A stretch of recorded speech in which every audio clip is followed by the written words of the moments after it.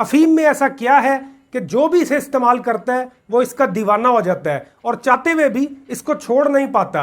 अफीम के फायदे, नुकसानात और इसे छोड़ने का आसान तरीका। अफीम को दर्द के खिलाफ सदियों से इस्तेमाल किया जा रहा है। अफीम एक पौधा पॉपी प्लांट से अखज़ की जाती है और अफीम को आजकल लोग सेक्स टाइमिंग बढ़ाने के लिए इस्तेमाल करते हैं, शराबी इस्तेमाल करते हैं और कुछ ही अरसे के इस्तेमाल से इंसान अफीम के जाल में बुरी तरह फंस जाता है और ओपियम बिहेवियर डिसऑर्डर हो जाता है, यानी गुस्सा आना, चिड़चिड़ापन, किसी काम को करने का दिल ही ना करना। पहले जो अफीम खा के टाइमिंग में इजाफा होता था, कुछ ही अरसे बाद टाइमिंग ही आउट हो जाती है और इंसान खुद को सबसे हारा हुआ शख्स समझने लग जाता है। मेरी ड्रग एडिक्शन अवेयरनेस की वीडियोस में मुझे बहुत से लोग कमेंट्स करते हैं और नशों को छोड़ने का पूछते हैं।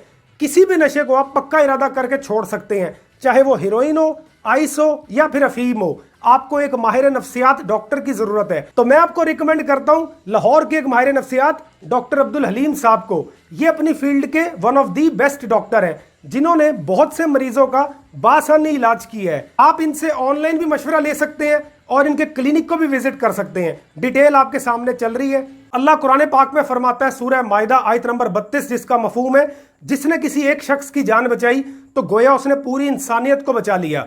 तो आप भी सपोर्ट करें। अगर आपकी फैमिली में कोई नशा करता है तो उसकी मदद करें।